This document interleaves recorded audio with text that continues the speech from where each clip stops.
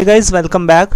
दोस्तों हम लोग बात कर रहे हैं ह्यूमन रिसोर्स मैनेजमेंट की और इसी सीरीज़ में आज के हमारे इस वीडियो में हम लोग डिस्कस करेंगे डोमेस्टिक एचआरएम और इंटरनेशनल एचआरएम के बीच में डिफरेंस को, यानी डिफरेंस क्या होता है, डिफरेंस बिटवीन डोमेस्टिक एचआरएम और इंटरनेशनल एचआरएम। ठीक है, सो लास्ट वीडियो लेक्चर में जैसा कि हम लोगों ने देखा भी था कि IHRM जिसको हम लोग इंटरनेशनल एचआरएम बोलते हैं वो एक्चुअल में क्या होता है, उसकी definition, scope, purpose, importance, challenges क्या क्या होते हैं, इन सभी चीज़ों के बारे में हम लोगों ने डिटेल से डिस्कस किया था। और आज की इस वीडियो में हम लोग एक्चुअल में देखते हैं यहाँ पर डोमेस्टिक एचआर और इंटरनेशनल एचआर के बीच में एक्चुअल में डिफरेंस क्या होता है। ठीक है, तो देखो डोमेस्टिक एचआर का सीधा सा मतलब है, देखो इंटरनेशनल मतलब डोमेस्टिक का मतलब क्या है कि हम अपने नेशन के अंदर, हम अपने नेशनल के, जैसे कि हम अपने सपोज दैट कि दो वर्ड्स मैंने बताया था, एक होता है नेशनल और दूसरा होता है इंटरनेशनल। जब नेशनल की बात आती है तो वहाँ पर क्या है कि हम अपने देश में रह करके अपने देश के अंदर व्यापार कर रहे हैं या फिर गुड्स और सर्विसेज को प्रोवाइड कर रहे हैं अपने देश के अंदर ही केवल।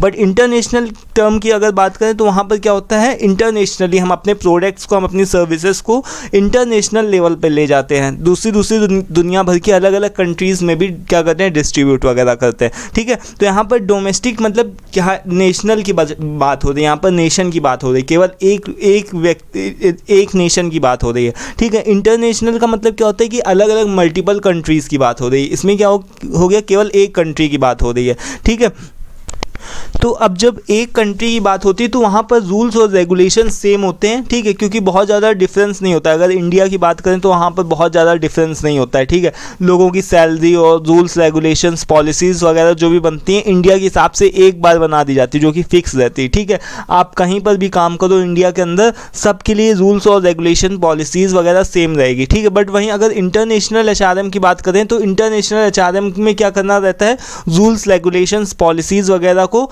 अलग अलग कंट्रीज़ के हिसाब से क्या करना पड़ता है, उनके हिसाब से बनाना पड़ता है। ठीक है, आप एक सेम रूल हर एक कंट्री के ऊपर नहीं अप्लाई कर सकते। ठीक है, तो हर एक कंट्री के लिए अलग रूल बनाना पड़ता है इंटरनेशनल एचआर को। ठीक है, तो यहाँ पर इसका देखो फोकस जो होता है, फोकस किसके ऊपर होता है, HR practices with in a single country, यानी कि एक कंट्री के ऊपर हम बात कर रहे हैं। ठीक है, डोमेस्टिक एचआर की जब हम बात करते हैं तो वहाँ पर सिंगल कंट्री की बात कर रहे हैं, बट इंटरनेशनल एचआरएम की बात करें तो वहाँ पर मल्टीपल कंट्रीज़ की बात हो रही है। ठीक है, देन एम्प्लॉय डाइवर्सिटी, एम्प्लॉय की डाइवर्सिटी क्या है कि employees from the same country, यानी कि डाइवर्सिटी यानी कि हम अपने इंडिया की अगर बात करें तो इंडिया के ही जितने भी एम्प्लॉयज़ हैं वही इंक्लूड होंगे। ठीक है, वहीं अगर हम इंटरनेशनली बात करें तो वहाँ पर अलग अलग कंट्रीज़ के अलग अलग बैकग्राउंड्स के लोग, अलग अलग कल्चर के लोग भी क्या होंगे, इंक्लूड होंगे।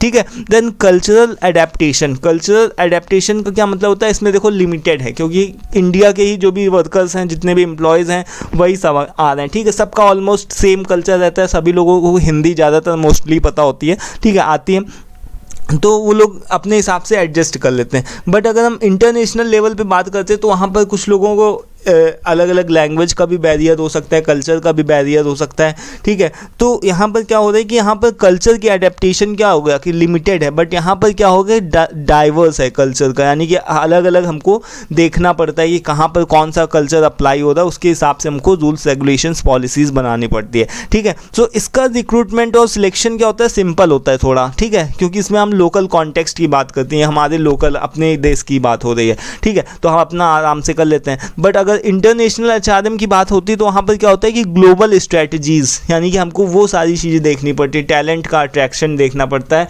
उसको सब कुछ अपने एम्प्लॉयज़ को समझाना पड़ता है, उसको ऐसे व्यक्ति को देखना पड़ता है जिसको इंटरनेशनल बिजनेस की समझ हो, जो कि दूसरे देशों के साथ में व्यापार किस तरीके से किया जाता है, इन सभी चीज़ों की नॉलेज हो, समझ हो। ठीक है, तो इसमें एचआर का काम थोड़ा सा क्या होता है, इंटरनेशनल एचआर का काम क्या होता है, थोड़ा सा बढ़ जाता है। बट इसमें क्या है, लोकल कॉन्टेक्स्ट की बात हो रही होती है। अब देखो कंप्लायंस, कंप्लायंस का मतलब क्या होता है कि लोगों को जो भी सैलरी और वेजेस होते हैं वो क्या होता है, मतलब तो वो सैलरी और वेजेस की बात हो या फिर अलग तरीके की एम्प्लॉय के रूल और रेगुलेशन, जो भी मतलब इस तरीके की बात हो, लॉज की बात हो। ठीक है, जैसे कि मान लो कि आप अपने कंट्री के अंदर रह करके व्यापार करें तो आप अपने कंट्री के जो भी रूल और रेगुलेशन होंगे उन सभी नियमों का पालन करोगे। ठीक है, उन सभी चीज़ों का पालन करोगे, अपना जो भी संविधान, जो भी मतलब इस तरीके से देखोगे कि किस तरीके से जो भी आप लिखा हुआ है, जो भी लेबर के लॉज हैं उसके अकॉर्डिंग आप फॉलो करोगे। ठीक है, तो ये सिंपल है। बट अगर इंटरनेशनल एचआर की बात करोगे तो वहाँ पर जो भी स्पेसिफिक लॉज कुछ बनाए गए हैं, जब अगर आप इंटरनेशनल लेवल पर अपने बिजनेस को, अपने प्रोडक्ट को, अपनी सर्विसेज को प्रोवाइड करते हो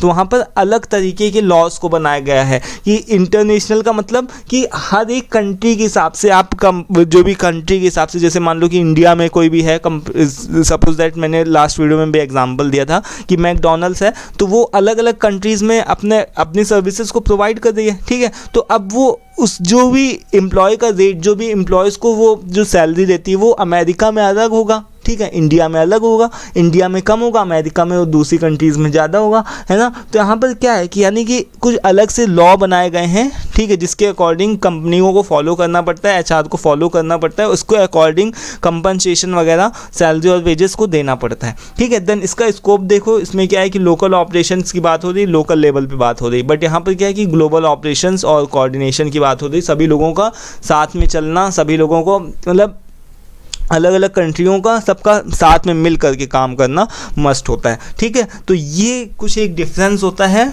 डोमेस्टिक एचआर और इंटरनेशनल एचआर के बीच में, ठीक है। आई होप कि क्लियर हो गया होगा। बहुत ही सिंपल टर्म्स में मैंने यहाँ पर आप लोगों को टेबल और के फॉर्म में आप लोगों को समझाया है, ठीक है। अगर कोई भी कन्फ्यूजन डाउट हो तो आप पूछ सकते हो, ठीक है, कॉमेंट बॉक्स में कॉमेंट करो, पूछो, ठीक है। वीडियो पसंद आया तो उसको लाइक करो, कॉमेंट करके बताओ कि कैसा लगा वीडियो, ठीक है। इसके अलावा दोस्तों PDF PPT वगैरह चाहिए तो या तो स्क्रीनशॉट ले लो, और अगर पूरी टेक्स्ट जो भी पूरा एचआर का सिलेबस है उसका अगर आपको पूरा PPT या PDF चाहिए तो उसके लिए आप व्हाट्सएप पे भी मांग सकते हो, ठीक है। तो आज के इस वीडियो में दोस्तों इतना ही रखते हैं। नेक्स्ट वीडियो में हम लोग डिस्कस करेंगे कल्चरल वेरिएबल्स के बारे में, ठीक है। तो ये भी इंपॉर्टेंट टॉपिक है, कभी कदार शॉर्ट में पूछ लिया जाता है। तो आज के इस वीडियो में दोस्तों इतना ही, मिलते हैं नेक्स्ट वीडियो में। Till then take care, thank you and bye.